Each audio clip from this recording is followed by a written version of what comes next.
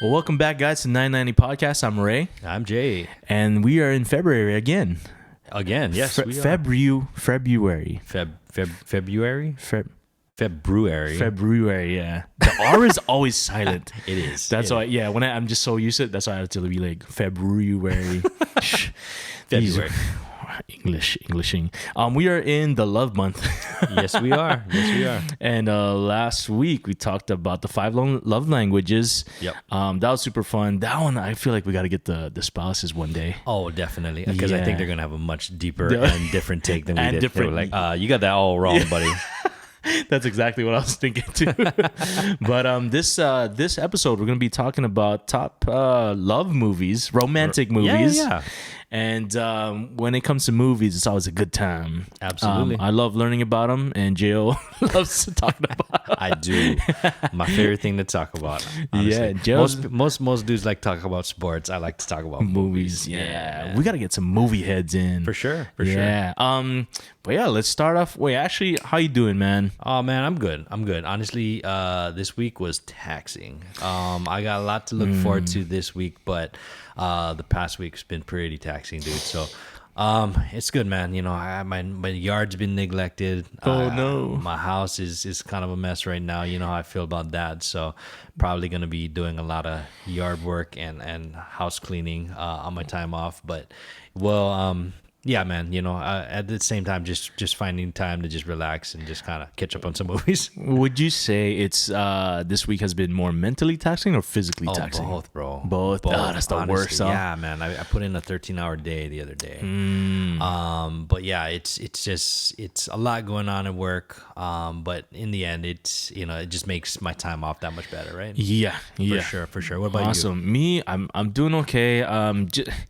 We always talk about being busy. I was walking down the stairs this morning, and I was like, man, there's so many things in my head. I was just thinking out loud, and man, there's so many things to do.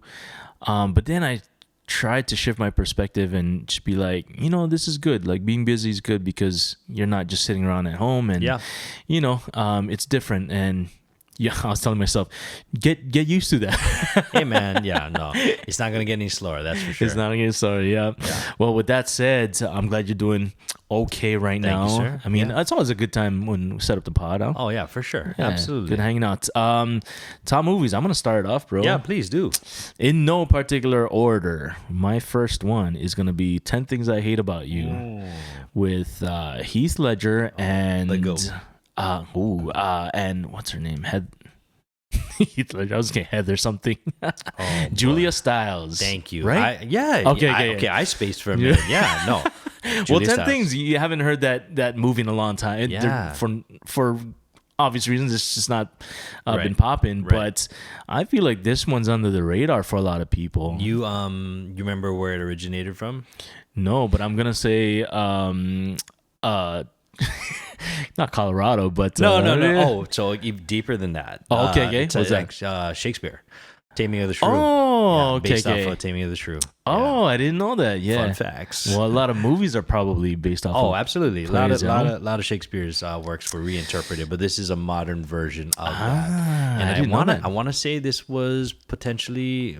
Correct me if I'm wrong. This might have been the Northwest. I think this was in Washington. That's what it looks like. Yeah. But 10 Things I Hate About You, man, I don't know how old I was when I first seen it.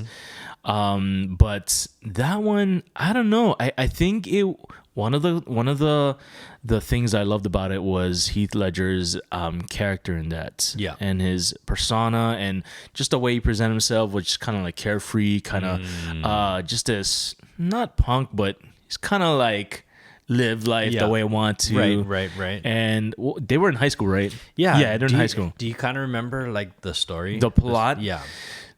Not really. No, so just- I remember that, and I haven't seen it in a minute, but I remember it was two sisters. Yes. So I'm trying to think about the play here, the Shakespeare play, but two sisters, and I think one could not date unless the other one dated. Okay. Yeah, I remember correct? that. Something like that. And I think that in the movie, in order to get this guy, he wanted to date the younger sister. So in order to do that, he had to find somebody to date the older sister. That's who was right. basically the shrew in this. And Julia Stiles' character was someone who just had no interest in being in a relationship. She kind of was her own woman, did her own thing, and honestly just was not about that. Did not want to be around any guy. Actually, didn't really want to be around anybody in general. And I kind of remember that being the plot of the story, right? Yeah. No, that's perfect. Yeah. And It's then- bringing about more memories. yeah. And then from there, I think like, just shenanigans ensue, like every teen rom-com, right? Yep. And then I think the sister finds out the plot, and then of course that derails that potential romance, and then in that whole time, the guy realizes that he actually was in love with her, right? Yeah. Yeah. Yeah. That's now a lot of scenes are playing out. One where I think Kat wanted to go to Dartmouth or something. Yes. Yeah, that Yep. was one. Another one being not the paintball scene. Yeah, Was it paintball well, no, they scene had or balloons. balloons? Yep, That yep. scene. I don't know who does that on a first date, but YOLO, right? YOLO. Another one of my favorite scenes was when what's his name? Heath Ledger's name on there. Not the Joker. Not Bad Boy Patrick. Oh, Patrick. There we go. Anyway, when he this was intentional and thoughtful because he got the band together. Yes. And this was after he realized, hey, I really like this girl. I believe. And I think that might have been, so he was already falling for her, and Yeah. she didn't know like that there was a plot, right? Yeah, And yeah. I think it was one of those things where he kind of had genuine feelings, and she thought this was all part of the scheme. Yeah, and this the moment, the part where he got the band to play and he, played the marching band or Yep, had the marching yep. band play. That was it was very thoughtful Yeah, of him. yeah. But those little scenes were like the ones that made me feel like, just this movie in general, man. Well, how were you big into rom-coms? I love rom-coms. You love rom-coms? It's funny Okay. because that might be my favorite genre. Okay, I yeah, think. yeah, for Yeah, sure. yeah. They had a good run, man. Where I don't feel like they do it like how they used to before. You're talking They about were- rom-coms. Rom-coms, Okay. man. They had a bunch of teen rom-coms. I mean, I could list a bunch off, but during that specific era, and I remember that that was a big thing, and they were actually funny, like they were thoughtful. I mean, some of it's kind of dated now if you watch it back, but Yeah. the really good ones you can still watch, and it's still relevant, if that makes sense. Yeah. Yeah. There's one with replay value. I don't have it in my top, but maybe I should. But side note, it was the one with Ali Wong. Is that her name? Ali Wong? I'm totally blanking out, bro. Something maybe, right? Yeah. Always Be My Maybe. Always Be My Maybe. On Yeah, is that Netflix. what it is? Randall Park. Yeah. Yeah, that's a good one. That's a good one. That one for me has a ton of replayability. Yeah. Like, I don't know why. It just... It's newer. It's I know newer, that, yeah. That one just came out a little while ago. Netflix, yeah. Why? Because they're Asian. We not enough Asian rom-coms, guys. Let's get with it. Actually, that might be the only one that I can. Well, Crazy Rich Asians. Never Crazy, mind. yeah. I don't know though. That didn't have as much replay. Like I'll be making food and I'll be like, what can I put on? Yeah. Always Be My Maybe. Yeah. I don't know why. That's my first one, bro. Okay. What you got? I got you. That's a good one. That's a good one, by the way. Silver Linings Playbook. Okay. Yeah. Do you remember this one? What's his name? Bradley Cooper. Yeah. Jennifer Lawrence, Bradley Cooper. This one was directed by David O. Russell. He's done a lot of really good movies. Another one that I really like would be American Hustle, also starring Bradley Cooper in there. This one was good, man. I remember watching it one time and just thinking like, oh, this is something where it was very funny, but at the same time, like there was a lot of darkness to it too. The synopsis is this guy Patrick. He catches his off. Like basically the story's kind of like in its current place, and they'll kind of reverse back in time and kind of tell why he got to that point. But initially, he's getting out of a mental hospital. Yeah. And he was institutionalized. And because he had a breakdown, he discovered that his wife had been cheating on him. She had an affair. And he just kind of broke down. And during that breakdown, he got into like this violent altercation with the guy that his wife was cheating on, which I can relate to. But anyway, he got diagnosed with bipolar disorder, and you know they realized that he needed some mental help because he wasn't in a good spot. So the movie starts with him getting out of the hospital and coming home, and everybody's so concerned about him because they're just like, oh, is he going to be okay? What's going to set him off? Yeah. And he's hell-bent on the idea of getting his wife back, you know. And I don't know if you've ever been in a traumatic, turbulent breakup, but for whatever reason, that's kind of a natural thought. Like, you know, when it happens, like, how am I going to get this person back? 100%. You know, you completely ignore like what the catalyst to the breakup or what the events happened to cause the breakup. Yeah. But you just think to yourself like, oh man, I gotta get this person back, you know? And, you know, I can relate to that. I know that a lot of people can relate to that sentiment. Yeah. But it was good because Pat basically, you know, he loses a ton of weight. He starts working out and he wants to do all these things to improve himself. So everything that he's doing is to win his wife back. Yeah. And in the process of that, meets this other young lady, and this is Jennifer Lawrence's character, and I'm trying to remember here. What was her name? Tiffany. Tiffany was her name. And then Tiffany basically her husband recently passed away, so she's a widow. And she's in a different place in her life as well. You know, she's kind of in a dark place where she's being a little bit more reckless. You know, she's definitely, you know, she's not behaving in a way that is true to herself. And I think like her family's concerned about her as well. You know, so they have this chance encounter where they have a friend in common. So they meet up, and the idea is not to set these two up because they are both like just in a wrecked place right now. Yeah, they're in a bad place, and then they just are like, okay, this would be the worst thing ever to have these people together. But chance encounter, they meet, and it's just complete polar opposites. Like they cannot stand each other, right? Because again, you know, he's so just engulfed with this idea that he has to get his wife back. Yeah. And then Tiffany's character is just like, why are you so this way? You know, without realizing that, you know, his diagnosis, you know, causes him to be very erratic. Got it. So yeah, anyway, the movie goes forward, and, you know, like they have this, they spend this time together. They come up with this agreement that Tiffany is going to help him win his wife back if he helps her in this dance competition that she's enrolled in. Yeah. So they spend a lot of time together. And what's kind of cool is, again, you know, you have this intent that starts off one place, and then you just watch something grow out of a completely direction.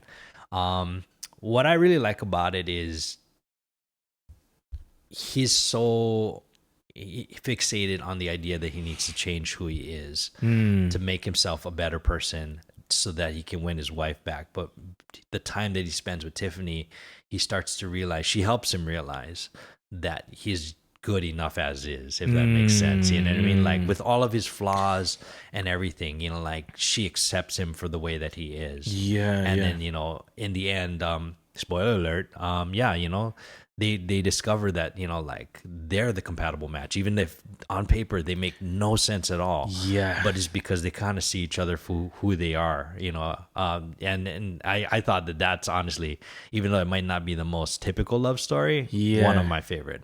Really, really love that one. That's awesome. You know, you mentioned because they see each other for who they are, that just kind of negates everything else. Exactly. Do you think that that's the secret? Possibly, you know, I mean, they say opposites attract, right? So Tristan and I, we could not be more different. Like, you know, there are so many things that we just have different views on. And, you know, there are times where I think if you were to put us on paper and just kind of talk about our personalities, people would be like, that's a really weird match, you know?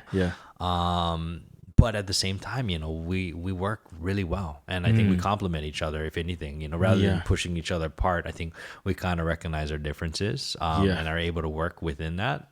So yeah, I think for me, I could personally relate to this movie, you know. Number one, having gone through multiple breakups in my life and just feeling like I'm in a bad place and not thinking that, you know, life goes on after the breakup, and realizing that it does, and it can be even better, you know. Totally relatable. Totally. For sure. Yeah. Great pick. All right, what you got, Mo? Let's do Sleepless in Seattle. Ooh, this is actually also one of my my list of movies to watch during Christmas. Okay. So it's definitely a favorite of mine. Sleepless Seattle. So I believe it's Tom Hanks. Okay. And Meg Ryan. Meg Ryan. Ryan. They also did one called You've Got Mail together. Yep. But Sleepless in Seattle, he's recently his wife passed. Okay. And he's just kind of doing his own thing and whatnot. And he has a kid. Yep. He has a son with him. And there's this radio show that he goes on. He goes on a couple dates with, I think, one other person. But prior to that, he goes on to a call. And it's like this late night show. Mm-hmm. Meg Ryan's she's at a party with her current fiance. Okay. And so they end the party. She's driving home. The show starts on. She's looking for a radio show to play, and she hears Tom Hanks. And for whatever reason, he just talks about his recent wife who passed. Yeah, and that just kind of melted her heart. Yeah, got it. And eventually, she gets. I don't think obsessed is the right word, but she's just enamored by this person. Right. And I don't know how they get together, or I don't know how. It's, I'm trying to think. I'll be honest with you. I gotta watch this movie again. I think I've seen bits and pieces. So yeah, you're kind of explaining this, and I'm trying to remember some of these scenes. But yeah. So let me see if I can find a synopsis. Yeah, let me read the plot real quick. Yep. Sam, a recently widowed Chicago architect, maybe I should have started off with this, moves to Seattle with his 8-year-old son to start a new life. A year later, at Christmas Eve, Jonah calls into a radio talk show, persuades a reluctant Sam, his dad, to go on the air to talk about how much he misses his wife, Maggie. Yeah. Thousands of women from around the country hear the program, including Meg Ryan. And are touched by the story to write to Sam. One listener, Annie Reed, that's her name, is a Baltimore reporter, and she's engaged but feels something is missing from their relationship. After watching An Affair to Remember, Annie writes Sam, which I haven't. Have you watched that movie? No, An Affair to Remember? I haven't. That was one of the top. That was one of the movies that are listed on top romantic movies. Multiple ones. Okay. I haven't watched it, but maybe I should. So after watching An Affair to Remember, Annie writes Sam a letter suggesting they meet atop the Empire State Building on Valentine's Day. She decides against mailing it, but her friend her friend and editor Becky mails it, and later agrees to send Annie to Seattle on a story assignment. This is a long one, but they meet. She goes for the first. I think she missed for some reason. I'm not sure. Maybe they missed like the first meeting, but spoiler at the very end, Sam agrees. Okay, and then they see each other. There's a lot of things that's missing here, guys. But let me just talk about what I liked about this. And before that. I feel like there's always, to make it like a feel-good movie, there's always something bad that has had to happen. And maybe I'm sure that's not normal, because maybe one movie that I can think about that doesn't end always on a good note. Right. I just thought about that, and like even with what's that, Silver Linings? It's like the wife, cheated, or it's kind of like a balance of morals. Yeah. Right. But anyway, this one, I think it's the old filming, not old filming, but the cameras that they use. Weirdly, to say enough, it's cameras they use. The feeling of how this movie was shot. Just nostalgic. It's nostalgic. Yeah. And on that plot where Sam talks about his late wife, was really heartfelt. I don't remember off the top of my head, but I remember feeling like, man, that was such a good that was such a good scene, and whoever wrote that was was super good. And I don't know, it's weird, like the characters from that time, it was like I kind of missed those characters, like his character. As you're describing this, I almost feel like, wasn't the plot to You Got Mail very similar, or no? Probably. Yeah. I'm wondering if it's the same. I don't know who the director was or the writing was. I just thought it What was are the weird. coincidence though that Yeah. both leads are the same, Are and the it's kind of a same. similar story. I'm gonna Yeah. go double check on that, but yeah, that would be Yeah, I interesting wonder if it what was the same the director. correlation with that Yeah. is. Yeah. But yeah, those things mixed together was, and I think it's Christmas time too, is why I like that. Good. Yeah, no, nothing too fancy, but Yeah. yeah, I'm sure there's more that I gotta surface or in. Well, you know, this is a good reminder to put this in your queue. A lot of these movies I think we've seen before, and then you kind of remember how nostalgic it made you feel, or That's what I again, remember most, just Yeah. how it made it feel. Absolutely, Yeah, mhm. absolutely. Right on. What's your next one, bro? Let me see here. La La Land. Oh, Huge fan of La La yeah. Land, man. 2016.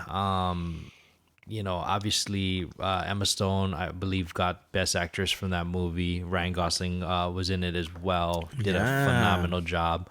Do you remember this movie? I not the plot, but I remember some scenes. Okay, okay. La La Land it's like the director's open love letter to Los Angeles. So, it's shot in present day, but it kind of was like a throwback to times before, when things were just filmed in Technicolor and it was just so grand. And, you just look at Los Angeles, California being the place where dreams happen. That was kind of Yeah. like the whole thing, right? So the story is about Mia. She is a struggling actress. Actually she's a barista, and she wants to become an actress. So she's just between work, going on all these auditions and not going anywhere. And she's extremely talented, but nobody can just recognize her talent right off rip. And while all this is happening separately, they tell the story about Sebastian, and that's Ryan Gosling's character. And Sebastian is he's a musician, and he's kind of just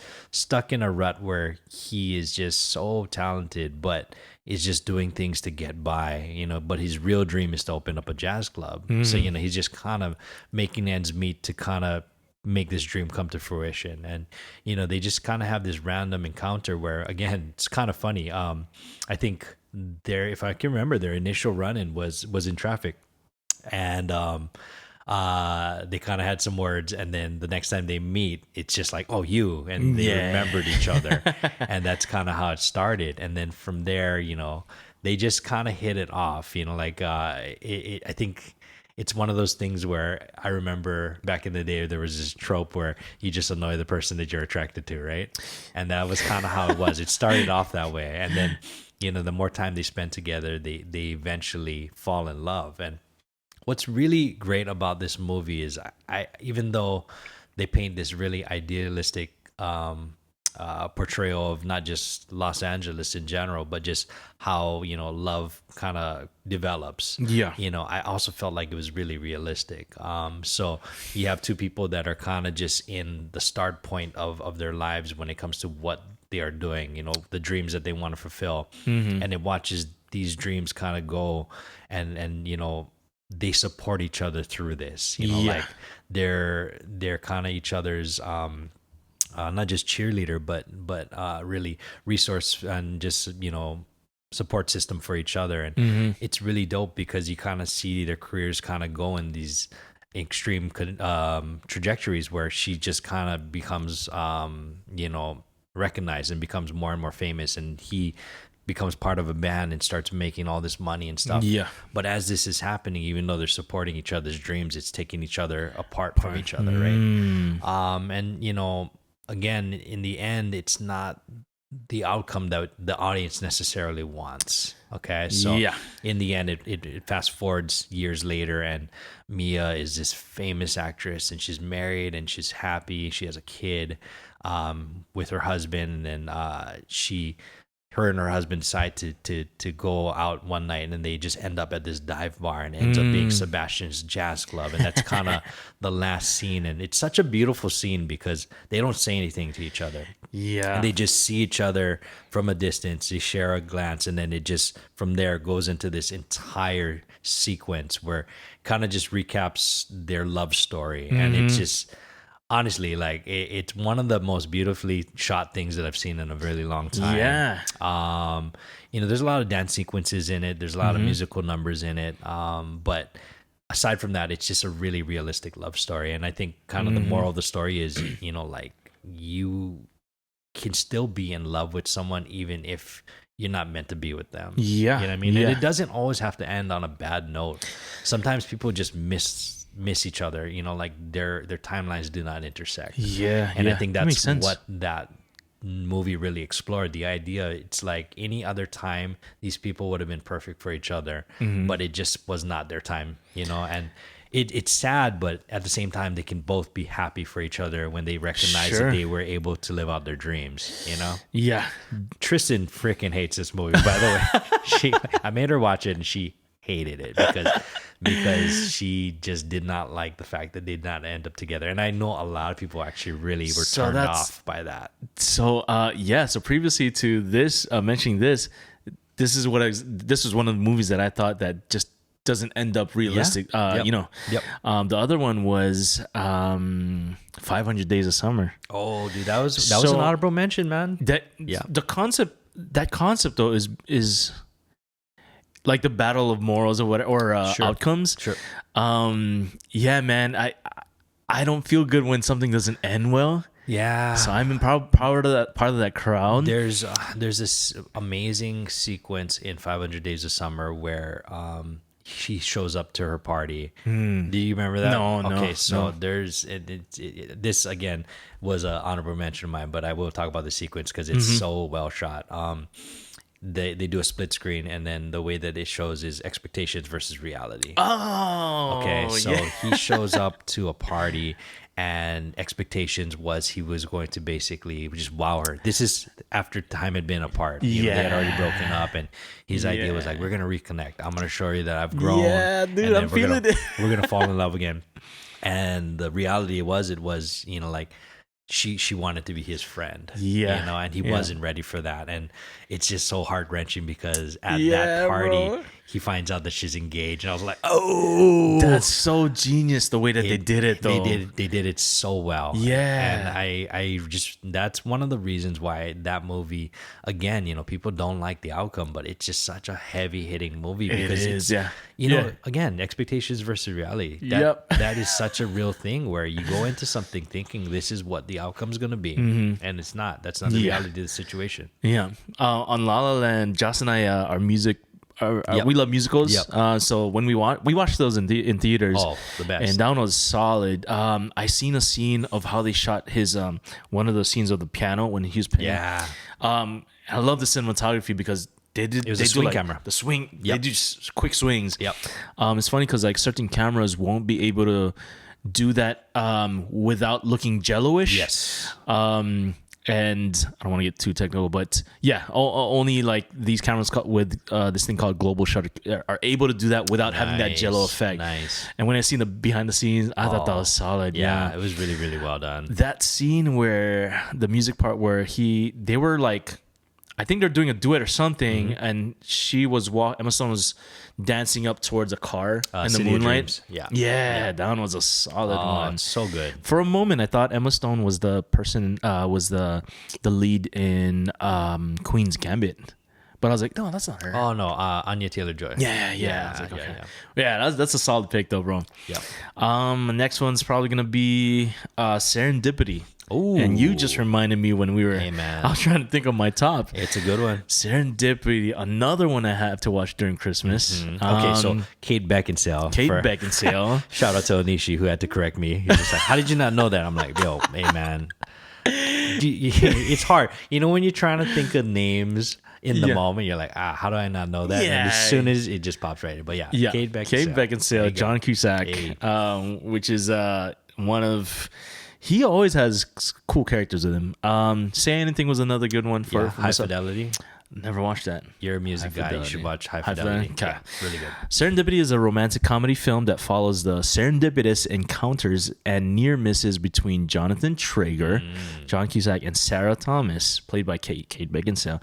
After a chance meeting in New York City, the two feel an instant connection but decide to leave their future to fate. They part ways, and years later, both are engaged to other people. Oh. Again, yet the desire to find each other persists.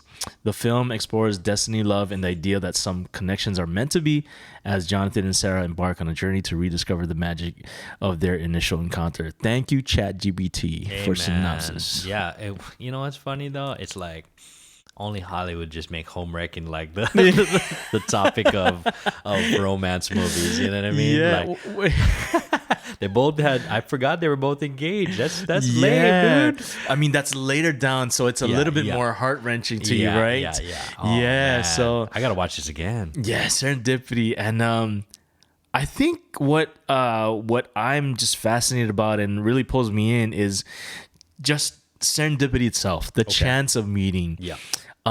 Because when they meet each other, Sarah writes her number on this dollar bill, and Jonathan Traeger, he's like, no, you gotta give me, like, we gotta get information somehow. She's like, and this girl is just like all about chance. And she's like, no, let's not do that. Was it a it's dollar not meant bill to be. or was it a book?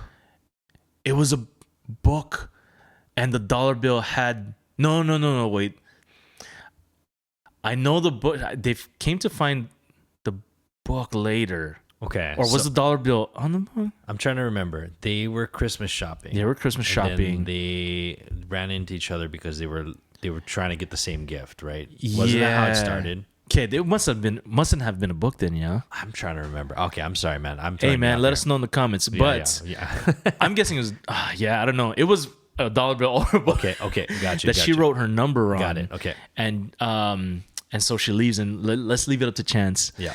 And though it just strings along the whole time. And I think for me, it's just the aspect of serendipity, and this guy just being obsessed with finding this girl, and later down the line, they find each other. I think just that in itself was the best part for me. Okay. I guess.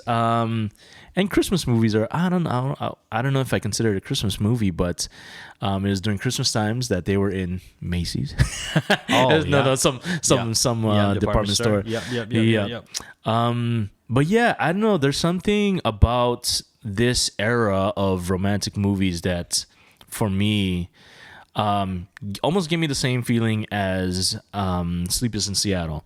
I don't know if it's the cameras or the look of the film, but that's another one on my list. Okay, so we were both right. I had to. This is bothering me, dude. Yeah, so, what was it? So, Sarah decides to let fate reunite them. She has Jonathan write his number on a $5 bill. $5, okay. In which she uses to buy breath mints, and promises to sell her copy of Love in the Time of Cholera, in which she will write her name and number. Yeah. So there was a couple of different things in there. Yeah. But I think that's how they reconnect because of the book. He finds the book, right? Yes, yeah, he does. Okay. In the bookstore, he's walking by, and he's like, "Wait a minute, let's just see if this." Yeah. Something like so. That very yeah, end, yeah. I remember that being a theme. Okay, I'm gonna definitely have to watch this home wrecking story one more time. What's next on your list, bro? Ah, man. Okay, so this one's gonna be kind of an odd choice, but Okay. I will explain. So, 2016 was one of the best years for movies. So this movie also came out, and there was a huge controversy surrounding the Oscars this year. So, 2016 Moonlight came out as well. And if you remember the whole debacle, La La Land was also in the running for Best Picture as well as Moonlight. And they got actually announced incorrectly that they won the Best Picture when in fact Moonlight had won the Best Picture. Oh. Yeah, so it was a huge deal. The producers and directors of La La Land were extremely gracious. They acknowledged the mistake, and then they invited the cast of Moonlight to come up, and then they presented the award to them. And I thought that, considering what happened, they could have made a big stink about it, but because it was the Oscars, huge mess up on their end. But I remember that being something, and I had actually seen the movie prior to the Oscars, and I remember thinking to myself, like, this was probably one of the best movies I've ever seen in my life. Moonlight. I've never watched it, bro. Barry Jenkins. It's an ensemble cast, and I'll give you a brief synopsis here. But that year, Mahershala Ali won Best Supporting Actor, and it's incredible because he's only in about 25 minutes of the movie. Oh wow, Yeah, so that's crazy. the movie is filmed in segments, and then what it is, it basically follows the life of a boy named Chiron, and Chiron is just this kid that is just very lost. It starts off with him. The first segment of the movie, his mother's addicted to drugs, and I want to say in the early part of the movie, he must have been like maybe 10 years old or so, and he doesn't have any direction because he doesn't have any familial support at all, so Mahershala Ali's character, he's a really fascinating character. He's a drug dealer. He finds Chiron, takes him under his wing, but rather than being a negative influence on him, becomes a father figure influence on him. And it kind of really flipped the script because, a lot of times when people think about what people do in order to get by, people turn their nose when you hear about anything illegal or anything negative, right? But it was just weird juxtaposition where this guy had just really a lot of moral integrity, even though he was doing very bad things, but the things that he taught this young kid was him basically how to be a man, like how to stand up for yourself and how to take care of yourself when nobody else is going to take care of you.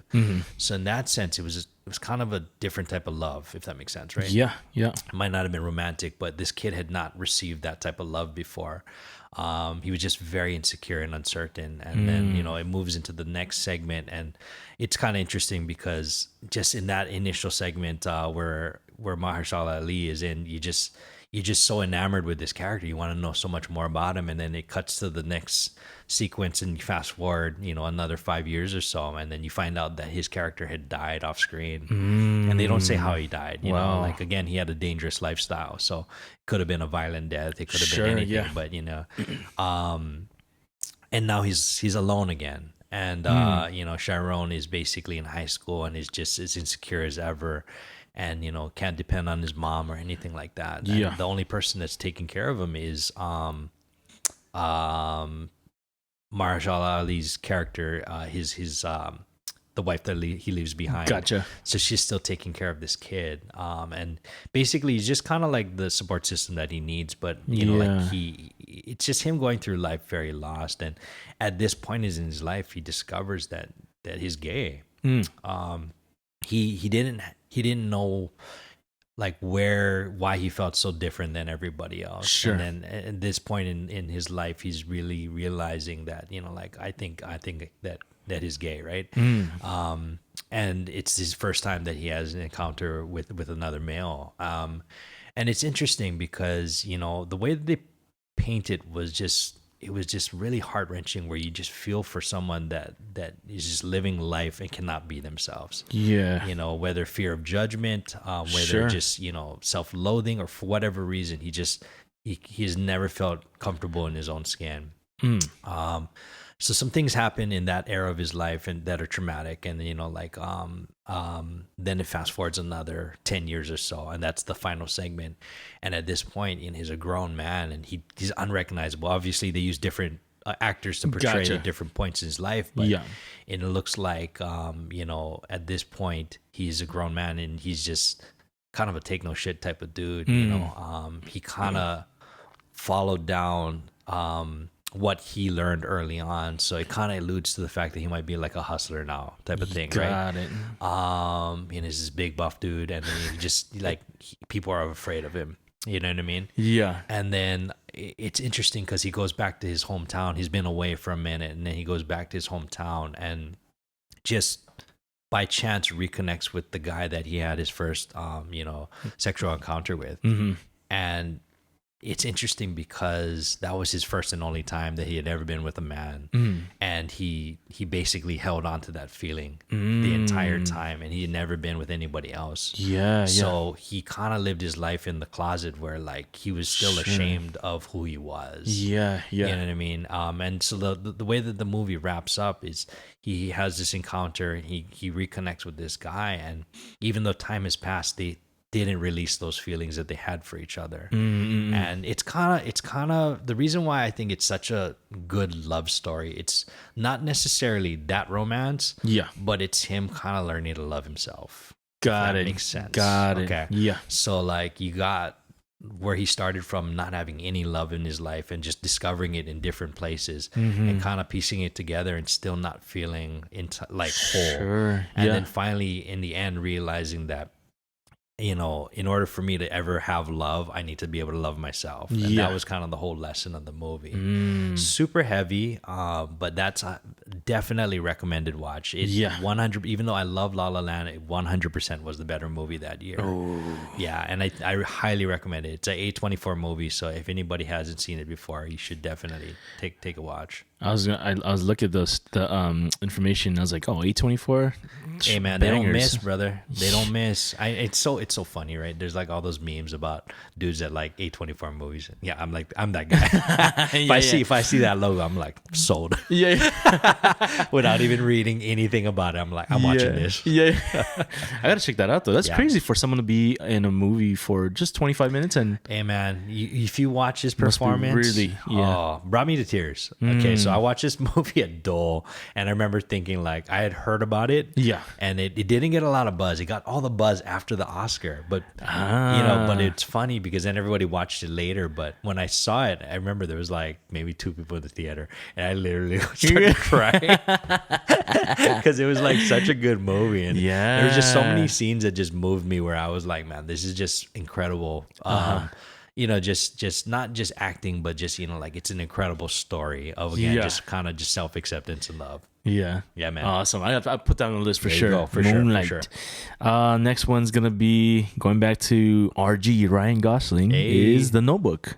Oh, The Notebook. good one. When does this come out? This came out in 2004.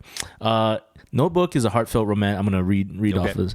Is a heartfelt romantic drama based on Nicholas Sparks' novel. The film tells the story of Noah, Ryan Gosling, and Allie Hamilton, who's Rachel McAdams. Okay. 2 young lovers who come from different backgrounds. Despite societal pressures and obstacles, their summer romance in the 1940s is intense and passionate.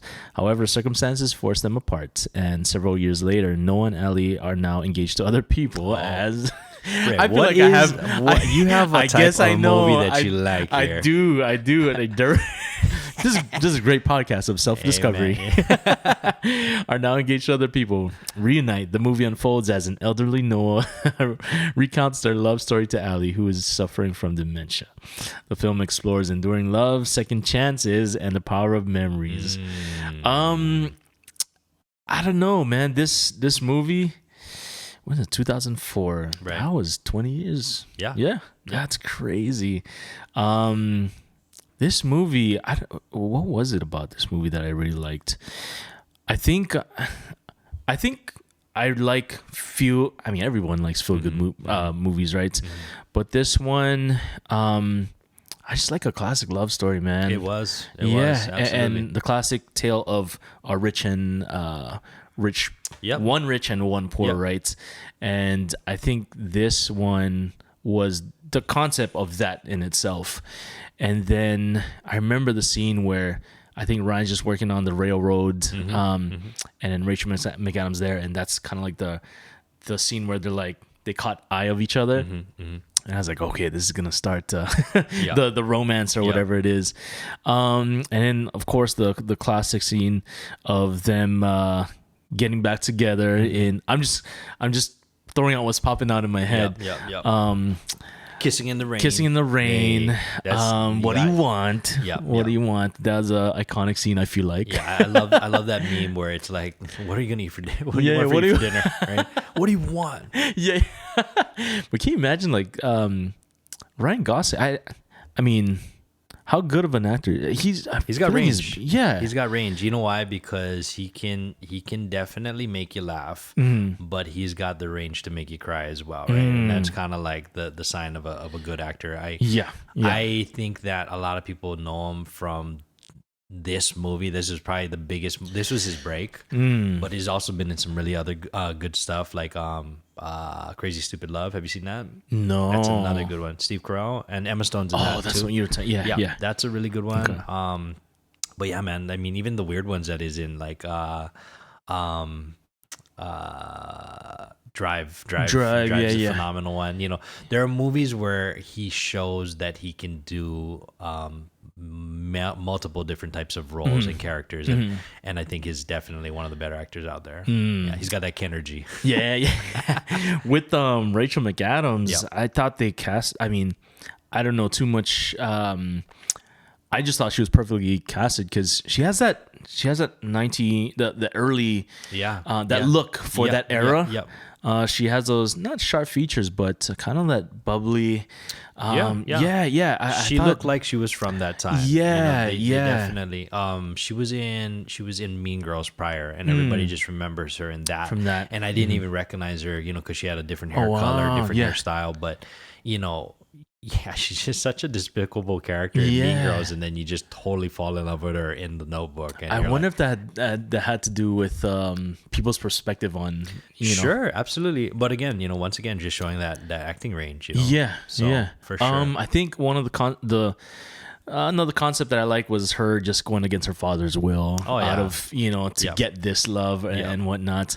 Well, there's the idea of this is what is good for you versus this is what you really want, right? Yeah, that's Yeah. good. That's a good thing you brought up. I mean, fighting for what you really think, Sure, for sure. you believe in. Yep. I guess you could put it that way. I You think are that was one of you're such a hopeless romantic, Bro, I I'm don't- listening to your picks, and I'm like, every single one of them is basically the exact same story. It's exactly the story, with bro. different actors in different time frames. You know, Bro, it's the exact same thing. Other than that, I mean, the ending was heartfelt where, as it mentioned earlier, spoiler alert, she has dementia and he's kind of, what do you call? they're in the care The home care together. home. Yeah. And a similar movie would be, and we talk about acts of service and like unconditional love, is 50 First Dates at the ending. Yeah. Where you find out, spoiler alert, I mean, if you haven't watched this movie, then where they're on a boat and it's what's her name, Drew Barrymore is watching a videotape of just a synopsis of their life Yep. and how they came together. Yep. Because she has to watch that in order to realize that she's married to Yeah. Adam Sandler. Yep. And after she watches that, at the end of the videotape that she's watching says, "Oh, so come up to the boat, honey, and Yep. she just has to watch it every day." It's so good. Yeah. Would so you say that's one of the better Hawaii-based movies? I haven't watched too much Hawaii.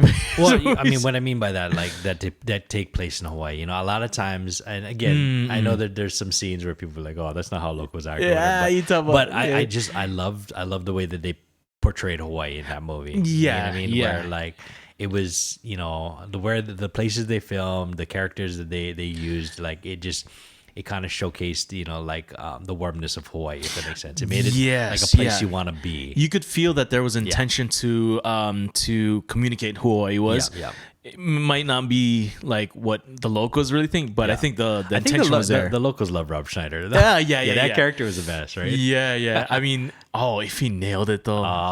But I don't even know if it would be. I hate to say this, but I don't know if it would have been.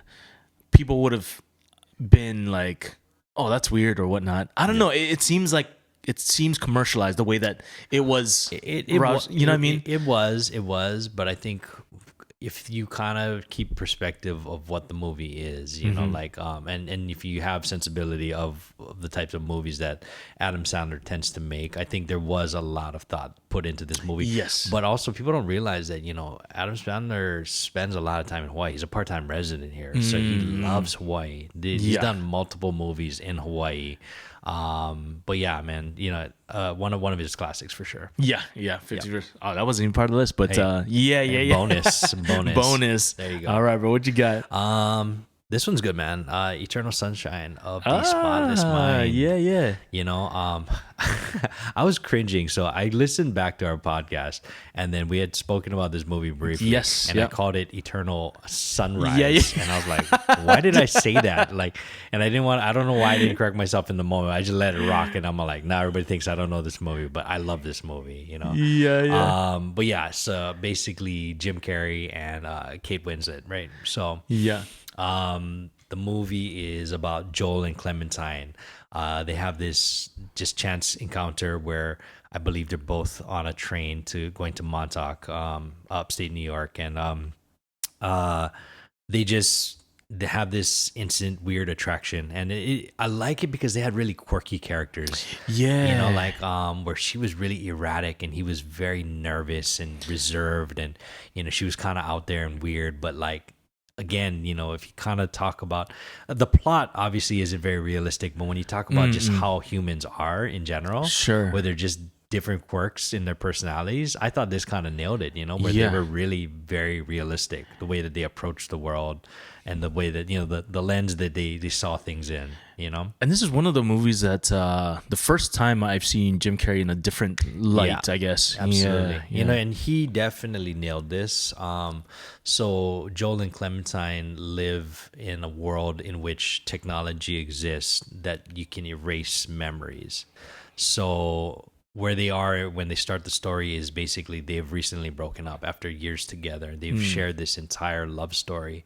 And then they just went into different directions, and they opted to have their memories erased, just to kind of not feel the pain of the breakup. Sure, you know? yeah, And then yeah. he did such a good job showing just how traumatic breakups can be, you know, where you just feel like your world is kind of falling out from under you. Yeah.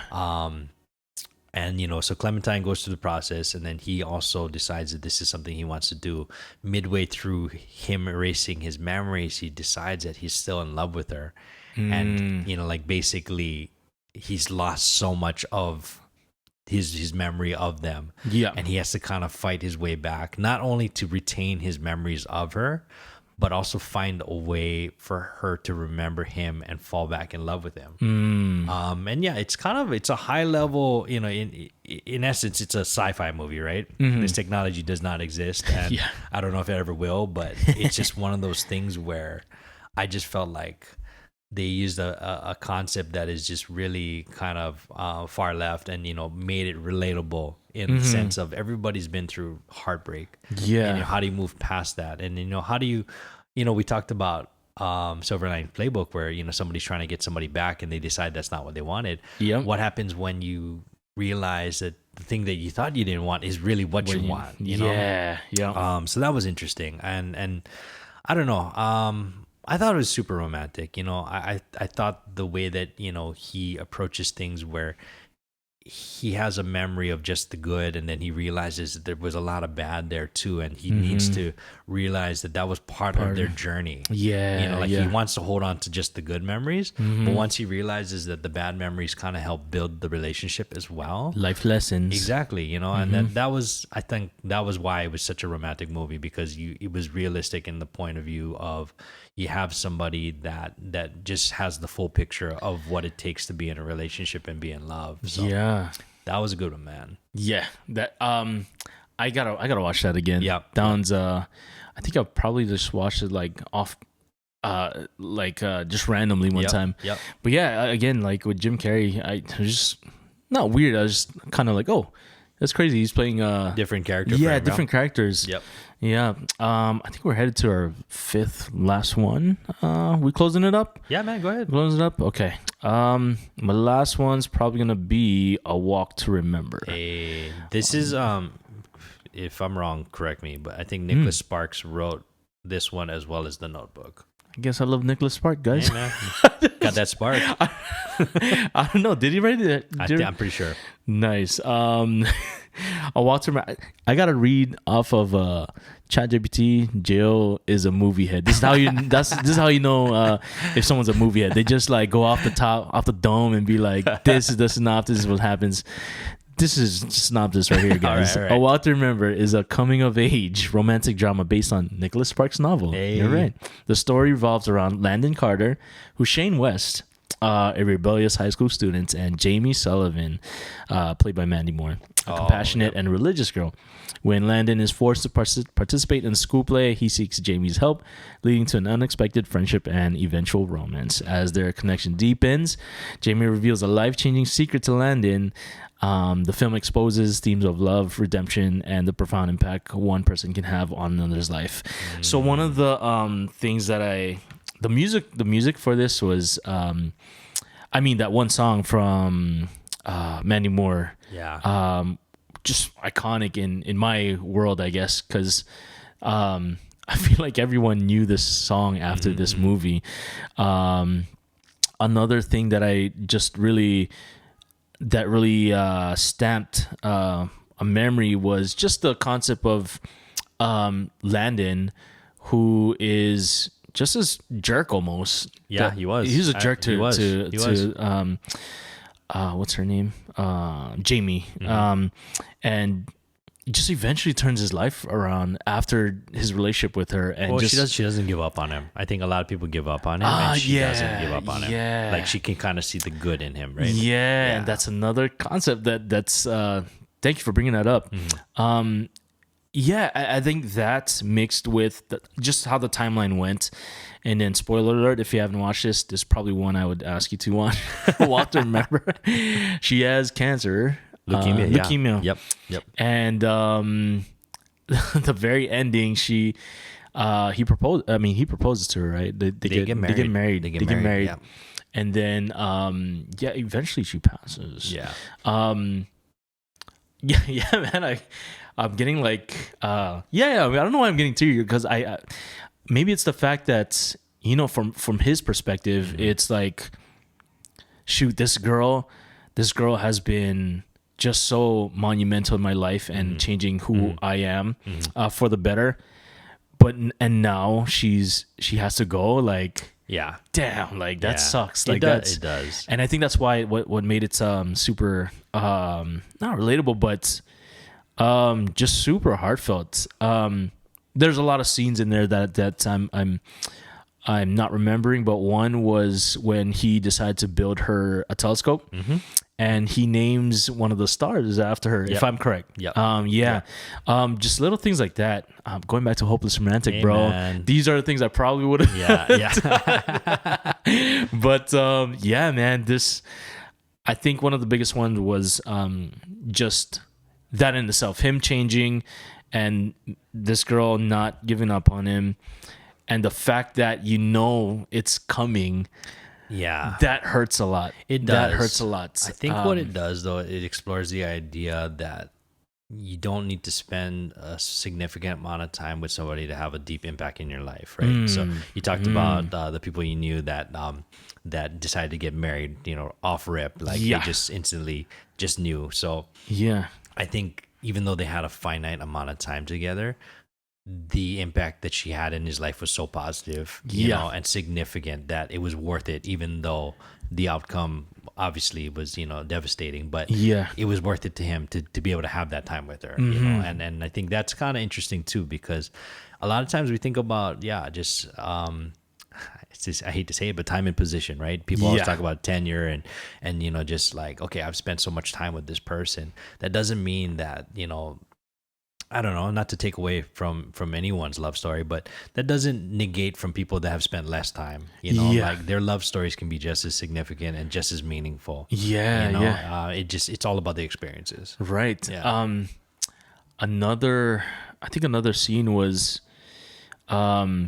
Landon crying, in front of Jamie's father. The father, yeah. When, I don't know, just the concept of someone not giving up on you. Sure. I think this is a huge one. Yep.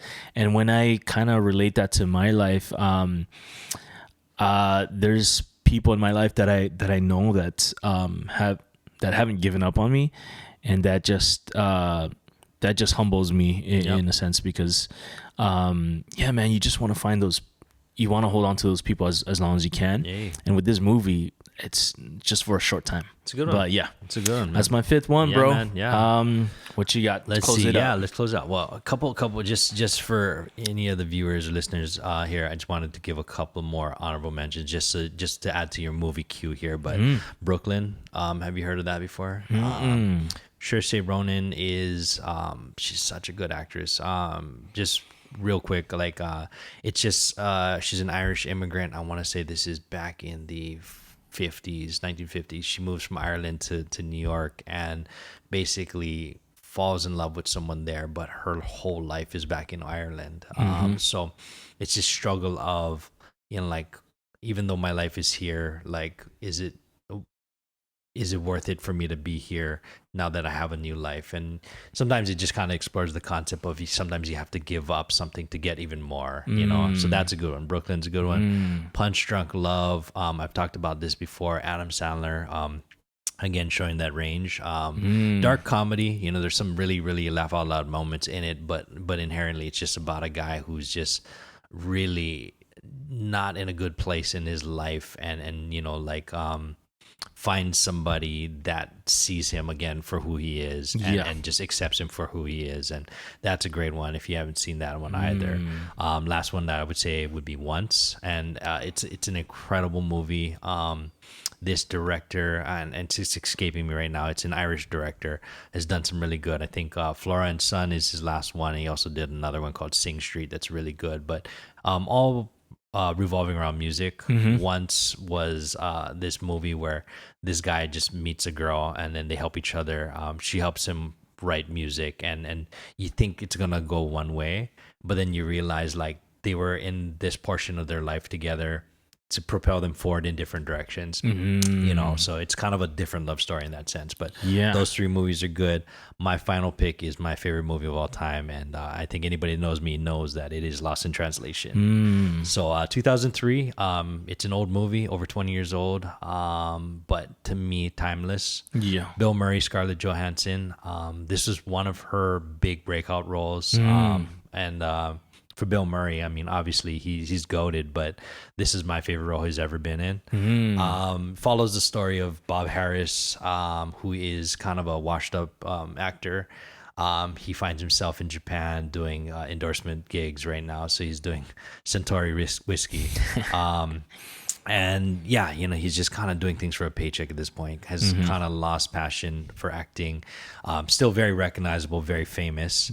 But, you know, just kind of doing things just out of obligation at this point. And then you kind of come to find out that he's been in this marriage for years, and it's just a loveless marriage. You know, he's not in love with his wife. I don't believe his wife is in love with him, but they have a child together, and I think that's kind of why they're staying together. So they don't ever introduce the wife. You just hear her over the phone. And you're like, I don't know about this lady. Yeah. So that's kind of where he's at in life. And then side story going on, Scarlett Johansson's character, her name is actually Charlotte, so a little confusing, but Charlotte is in Japan at the same time, and her husband, she's a newlywed, is a famous photographer, and he's there filming different Japanese rock bands. And she's just kind of there to tag along. So her story is she just graduated college and is does not know what she wants to do. She's kind of just riding curtails, and is just kind of experiencing the high of just getting off of a marriage. But she's just very uncertain about this relationship and where her future lies, you know? So what I like about it is, you know, number one, it's probably the best interpretation of Japan that I've seen on film. You know, a lot of times they show the glitz and glamour of Japan, but this really just showed real Japan. You know, in fact, I think there's just a handful of English-speaking characters in the movie. Everyone else is just going to be Japanese. And, you know, part of the movie is they're having a difficult time just navigating the country because they don't speak the language. So lost in translation, right? In a literal sense, but also it goes deeper than that because the characters themselves are lost, like, you know, metaphorically. Like Bob is, you know, an older gentleman, but he's lost in his life. He's lost in his marriage. He's kind of trying to escape things. That's why he's there. And Charlotte's trying to figure things out, but she also feels lost in her place in this world. And they just have this encounter where they are both American, and they just like, oh, cool, you know, somebody that can speak the language, you know, and they just kind of have an instant friendship that just kind of sparks. And the movie actually only takes place over a few days. You know, it's not a long timeline here. But in those few days, they really kind of discover just this attraction that they have for each other. What I liked about it, it's the what ifs, you know, the chances, chance encounters. And again, you know, for anyone that hasn't watched this, I apologize, but it is old, so get with it. They don't end up together. It's not where you think it's gonna go. You know, there's a lot of things obviously that would be taboo. You know, he's much older than her. Yeah. He's in a marriage. She's in a marriage.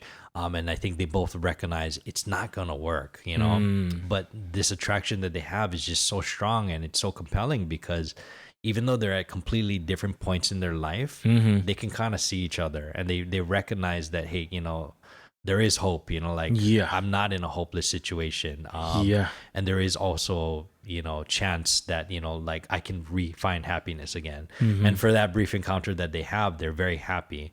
You know, an affair doesn't happen. I liked it because, you know, like they share a kiss, but nothing crazy inappropriate happens between them or anything like that. It's just them recognizing that, hey, you know, like I found happiness with somebody else and maybe I can find it again. If not with my significant other, maybe with somebody else, but there is hope. I don't have to be in a situation that I don't want to be in. So that's the way that it ends. And again, kind of weird choices for top romantic movies, but I look at it as a story of hope, you know, like I really remember watching this movie and just feeling like, wow, this is something that, you know, again, it's just a timeless theme that, you know, sometimes people just feel like they're in a situation. Yeah. And it doesn't even have to be a romantic situation. It can be with work. It can be with, you know, dead end friends. It can be with whatever. And you can just be like, you know what? I don't have to be here. There's always a way out of something, you know? Yeah. So that's my top movie, but that's also my favorite movie of all time. Definitely highly recommend. At the very ending, they, spoiler, they whisper something. Yeah. What? Since this is your favorite movie, I wonder what's your. There's different interpretations. So somebody mic'd it up, and you can kind of hear. So there's different YouTube. Whoa, no videos. way. Yeah. So wait, they actually said something? Yeah. Oh, So that's crazy. What's cool is Sofia Coppola, who directed the movie, gave Bill Murray. She just said, "Say whatever you want." Like, oh wow, we want the audience to just kind of have their own interpretation, an open interpretation. And more or less, what he says is basically that. I think he just tells her, like, no matter how, you know, I'm ad-libbing here, but no matter how tough it gets, you know, like, just know that, you know, there is love out there or something like that, you know. And there's different interpretations of that. People hear different things when they listen to it. Sure. But it's him just telling her, like, you know, it gets easier. Interesting. You know, like, he's kind of at one point in his life and, you know, like, she's kind of like, oh my gosh, do I have to live my life this way? But he just tells her, like, it's going to get better. Yeah. That's kind of really, really the message in that. And that was Bill Murray just kind of going off the cuff. Wow. So it related to the movie so well, you know. That's crazy. But yeah, man, if you have not seen it, I definitely recommend it. Yeah. Well, guys, we're gonna close it off there. For sure. Again, it's February, Love Month. You got it. Hey, do something for your special someone, man. Do something for yourself, man. Hey, yeah, that too. One thing I learned about this about myself is I love Nicholas Sparks. You do. Yeah. Ray has I'm gonna like come up with a whole list of movies that's the exact same movies. Yeah, and I'm gonna love every one of them. He's just gonna love every single one of them. You're like, Ryan Gosling, sold. Yeah. All right, guys. Well, thanks for hanging out with us. Appreciate you guys, and we'll see you next time. Absolutely. Shoots. Peace.